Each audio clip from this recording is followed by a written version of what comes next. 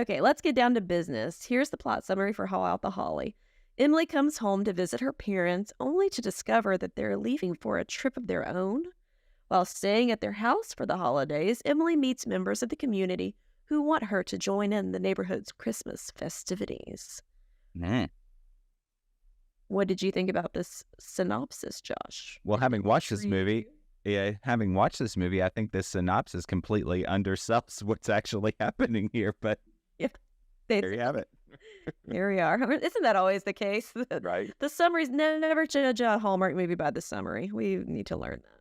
That is, a year into our podcast, I think we can speak from expertise, never judge a movie by the synopsis, for sure. So, curtain up on a mountainside cul-de-sac, and it looks like winter wonderland, if I've ever seen it. It is the most magical of moments, the cutest of 7-year-old girls. Emily is super mad when her parents will not let her open presents on Christmas morning because they have to get things going at the big Christmas carnival. From go, we see that Emily's parents are, all caps, a lot. Your thoughts? They are Christmas crazies. Yeah. Yeah. It was definitely a lot. I mean, and I do know, you think back and you're like, oh, were there Christmases that you basically opened your presents, then you had to go to do all these things? But this was, okay, good job, open one present, then go serve the neighborhood. Not in like a soup kitchen, but at some Christmas carnival. Yeah. Couldn't they delay it later than like midday Christmas Day? Not in this cul-de-sac, no. So the one present that Emily gets to open is a Polaroid, and so she is responsible for taking pictures at the Christmas carnival as a 7-year-old, and she takes this perfect selfie, which, by the way, no one's ever able to take that good of a Polaroid selfie. Come on. She takes that selfie with a neighbor boy and wonders if Christmas is just a long list of to-dos. Oh. Anyway, cue the open. Here we go. And what do you know? Hallmark actually sprung for the real version of Johnny Mathis's Haul Out the Holly. I was so impressed that they actually did that. This was a big weekend movie. I don't remember which weekend it premiered the last year, but it was a Friday or Saturday for sure. Yeah, it was this was a big heavy hitter on the lineup. Heavy hitter on the lineup, yes. Anyway, turns out that Libby is there with some dude named Dan, and she feels, wait, I wrote Libby in my notes because here's the thing. When I was watching this, I had a hard time initially hearing that her name is Emily. So I wrote Libby in my notes, but it's Emily. So I have a friend named Libby. Shout out. There you go. I don't think she listens to this podcast, but if she is, hi, Libby. there you go. Anyway, so Emily is there in modern day with some dude named Dan. She feels underappreciated in the relationship, and he has basically stopped trying. They've apparently been together for several years now, and whoops, they break up on the spot. He's a total jerk about it, and she's essentially left homeless in the moment, and he goes back to gaming on his Oculus, which tells you everything you need to know about Dan. Yeah, Dan's a turd. That's all I wrote down. There you go. There you go. Let's put a period on that. Yeah. Anyway, so she gabs with her parents about it on Bobo FaceTime. Her dad is super glad that they broke up. You could tell Dad did not like Dan. And her mom invites her home to Evergreen Lane. Mom and Dad are hiding a secret of some sort. You get that from Go, that they've got some sort of secret, and there's also some sort of ulterior motive sort of happening on the cul-de-sac. Blah, blah, blah. We quickly learn that all of the neighbors on Evergreen Lane are in on it, and there's a lot of coded language, some candy cane walkie-talkies, and Rut-row. Her parents announce that they're going to Florida, and they're, immediately leaving. And they saddle her with what? Having to decorate everything in this Christmas crazy cul-de-sac. Huh. They tore down decorations they had already put up before she got there. This is the biggest confusion that I've seen recently in one of these movies. This doesn't make sense. It didn't make sense the first time I watched it last year, and I was like, maybe I missed something. even though I'm a professional movie critic, no, it just doesn't make sense. It looks like a deleted scene from Christmas at the Cranks is what it looks like they're trying to do. But I don't know. Like, if they wanted her to come home and then they take off to make her fall in love with Christmas again and fall in love with being in the town again and all the zany traditions, I kind of understand that. But why are they going to Florida? Were they going to Florida anyways? I think so. But it's very odd because when they're FaceTiming, you see this Christmas stuff in the background on Mom, right? And then she gets there and there's not a whisper of Christmas anywhere in the house when she shows up. So you're right. Like, presumably they packed up everything and said, you get to do it all over again. Congratulations. Yeah, because then I thought, well, maybe it was, oh, they needed somebody to host the carnival and stuff because they really wanted to go to Florida. So they'll hoodwink her into doing that. But it doesn't make sense why they tore the other stuff down. Why they put away a full-blown, probably Balsam Hill tree. Listen, this house is baller that they live in. And so I would guarantee that not only do they have a Balsam Hill tree, but they've got that Balsam Hill garland that's going up and down that banister that we see several times, because I'm telling you, they're a Balsam Hill family. That house is majestic. I mean, it was just, and sprawling. What do these people do for a living? Or do they make money from the HOA dues? Like, is this all funded by the HOA? It's a scam. It's a scam. They're going on vacations. They're decorating and undecorating and decorating again. I could not make heads or tails of this whole scene. Same here. Anyway, she's there. She's got to decorate for Christmas. And she's like, huh? What? Anyway, there's a knock at the door. And here comes the guy from the picture that we saw earlier on. His Jared. And of course, he's the president of the HOA. So she gets a cute nastygram from the HOA because of the lack of Christmas decor. So her parents have really put her in a lurch here. And this is officially, however, a neighborhood policy I can get behind, because I sometimes think that some of my neighbors don't do enough when it comes to Christmas. But, I mean, that's neither here nor there. Well, how much do you do? Oh, well, we've got the lights. We've got the inflatables. You know, we're always looking for a new situation. We do at least 3 trees in our house these days. So, I mean, we've got it going. We've got it going. And sometimes it's quality, not quantity, Josh. I absolutely agree, which is why we try to strike that Venn diagram balance between we're doing a lot and it's beautiful. We're in that sweet spot. Because when you say inflatable, it could either be really fun and whimsical, or it could be that one that Santa's coming out of the portage on. Yeah. Have you seen it? It's like, it could go either way. It could go either way. Yes, exactly. Anyway, we're at a tree lighting in the cul-de-sac where everyone seems to know about Emily's breakup and the plot to fix her up with Jared. So we're getting early on that everybody in the neighborhood wants them together. We get a countdown and the tree fails to light for about 5 seconds. Clearly, we're supposed to get that things are going awry without Emily's folks at the helm of the Christmas celebrations in the cul-de-sac. Jared is lurking the next morning around Emily's house because she still, in the span of 12 hours, hasn't managed to throw up Christmas decorations. God forbid. He's kind of a jerk about it, but might be flirting. I just wasn't really quite certain about what his deal was early on. We learned that he's an architect and that she's a freelance copy editor. It's a kind of a tender moment until Ned pelts Jared with a snowball right in the face. And I was like, that might have actually hurt him when he was shooting this scene.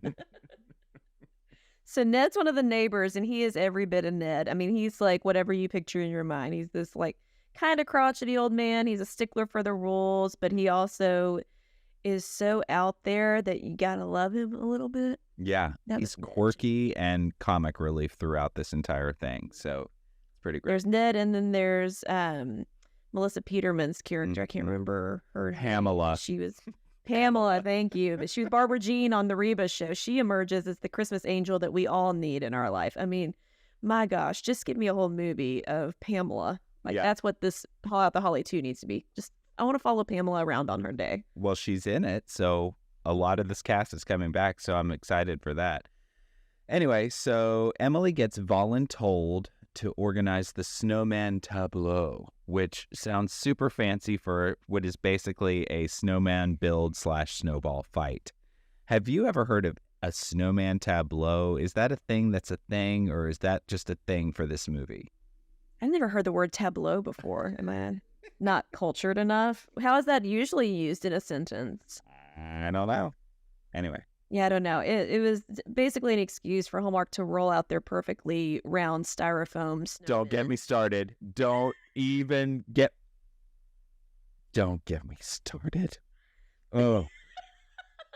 These were white styrofoam balls from Joanne Fabric that they Joanne Fabric, Hobby Lobby, stacked them, like, didn't even try to make them look like snowmen. The worst part, and I'm jumping ahead here, but the worst part is that you see all these characters with gloves on. Clearly, it's not cold when they're shooting this scene. No, it's like 100 degrees outside. And they're patting these snowmen, trying to make you think that they're actually building them. And nary a flake is coming off on their gloves or anywhere. It just is not. No. Anyway. Ugh, sorry. I'm grinchy about it. But it made me laugh. I don't know. I just thought it was fun. It was pretty bad, yeah. Anyway, Bobo FaceTimes her parents again and complains about everything. She gets another citation for not having a nutcracker on her porch just as she's trying to settle in and watch a Hallmark movie, Christmas in Vienna, which I thought was kind of a little like meta sort of situation. Metaverse. I love that they did that. And I did watch Christmas in Vienna, and it was lovely. Yeah.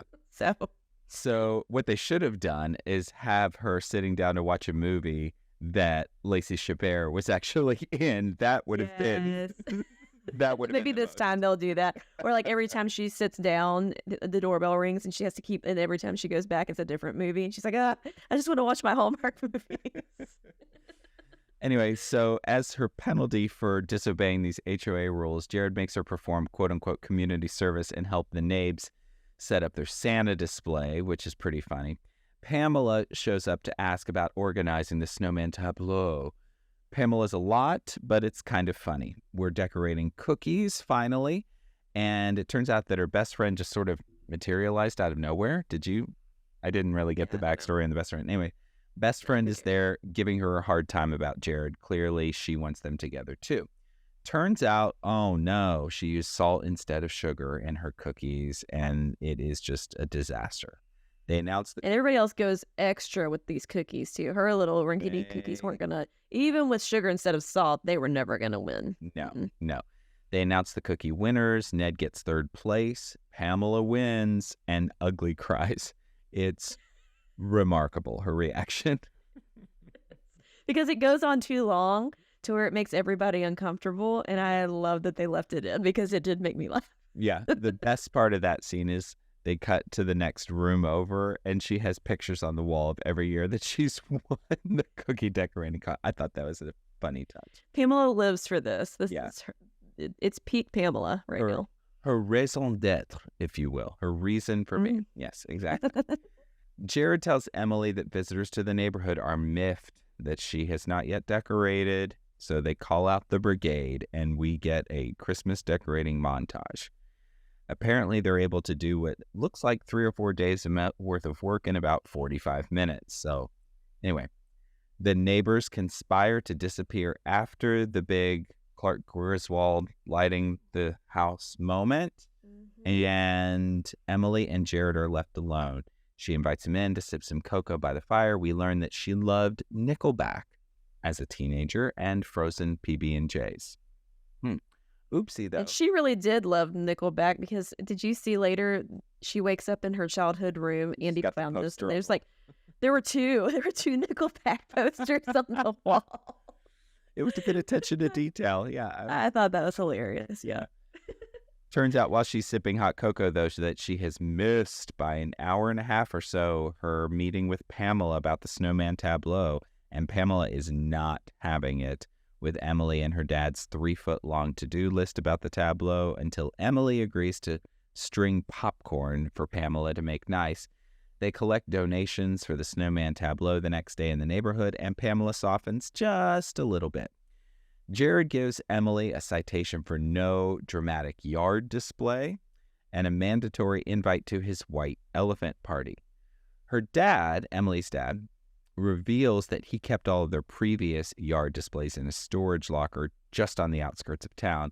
And so Jared and Emily go check it out, and she goes overboard, bringing back about 7 or 8 of those things to stick in her front yard. So she is softening to the holidays as we go. It's finally time for the Snowman Tableau. Don't get me started. I'm sorry I got you started early on the tab. Oh, my gosh. Tab no, you know what I'm saying? Right. It's a tab no. Tab gotta go. Tab gotta go. Tab We can only phone. hope. I'm going to call it a Snowman Tab faux. You're welcome. That's great. We can only hope that they have another one in this year's movie. Oh, I will have a come apart. Anyway, they are the fakest snowman I've ever seen. It devolves into a snowball fight, but no one gets hit in the snowball fight. It's just not a great scene. Not a great Silliness. It's just a lot of silliness. It's silly. Later, Emily routes around in her parents' closet and finds the old Polaroids from her 7-year-old Christmas, and she also finds a pretty ugly sweater. Jared's party, his white elephant party, looks like fun. There's eggnog, there's songs, and suddenly a big problem. The Santa for the carnival has, quote-unquote, sprained his lap. Didn't catch that. Yeah, that's why he's unavailable. He sprained his lap. Anyway, Emily agrees to If this help. was on Lifetime, that would be a different story. Yes, so the backstory of that Santa. Yeah. That'd be a bad Santa. Anyway, Emily agrees to help. Either way, the White Elephant Exchange looks like a lot of fun. There's a lava lamp, some smoked salmon, and a ninja appliance. So there you go. Next. I want to watch an entire movie of just the townies goofing off. Oh, like all of their outtakes, because that was all silent. Like you couldn't hear their dialogue for most of it. It was just them like being silly, and I want to see more of that. More town. Also, when they were doing karaoke or they were singing, 2 of them were singing Jingle Bells, and they were reading the lyrics on their phone. And my husband was like, "They need the lyrics for Jingle Bells." I thought the same. I was like, huh, okay. Maybe it was the extended version. You know? Yeah, there are several verses. Yeah. Yeah. Anyway, the next morning, because Emily's going to help with this Santa situation, Jared is a little weird about it when Emily says she's found a replacement. And I think to myself, is this really going to be the oopsie doodle in this moment? And it turns out it basically is. Anyway, she unpacks this drama with the Santa thing with her mom, and Emily knows what she needs to do. Basically, she goes back to Jared's place and convinces him to step into the Santa role. So after she has sort of turned the corner about her feelings on Christmas, the neighbors, basically Ned and Jared, appoint Emily to be an official Santa helper. They give her her own candy cane walkie-talkie and her own Santa hat. And then we get a last-minute frantic carnival setup montage, but oh no! Pamela's husband won't make it home in time for Christmas. She and Emily have a tender moment, and then Emily saunters off and calls Dan. Dan from early in the movie, yeah. Dan Somehow, the turd. right, Dan the turd. Somehow Pamela's husband does make it home, and then we get that Dan works for an airline and basically got him on the last flight out before the storm. Weird.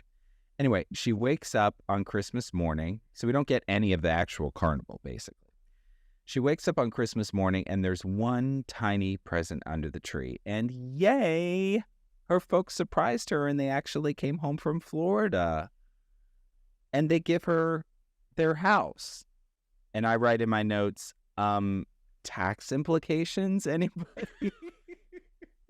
Yeah, that's going to hurt. Uncle Sam's going to get his. And Don't do that way. Don't do it that way. If your parents ever want to give you a house, don't have them do that way. Talk to a tax professional before you do that.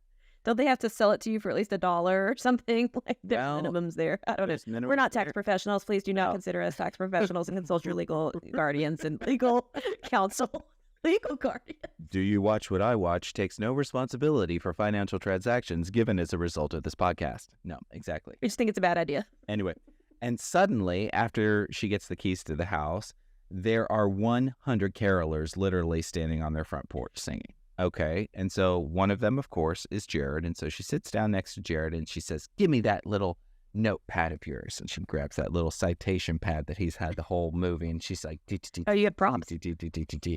and she writes, kiss me on her little notepad.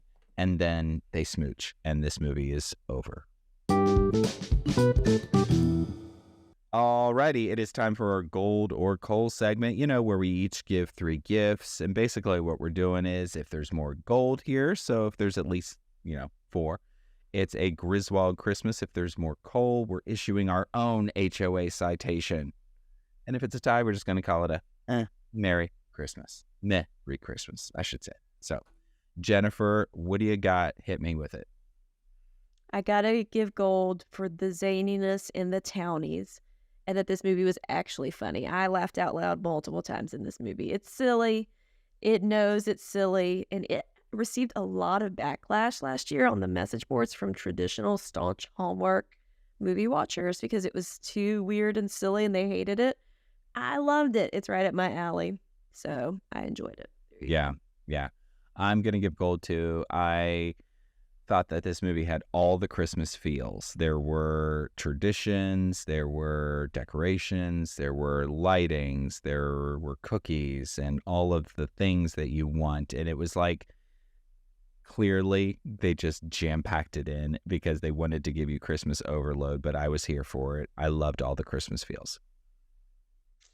I had to give some coal, and we already talked about it. The premise with her parents leaving and tearing down decorations and going to Florida, then coming back and giving her their house, it lacks all logic and understanding.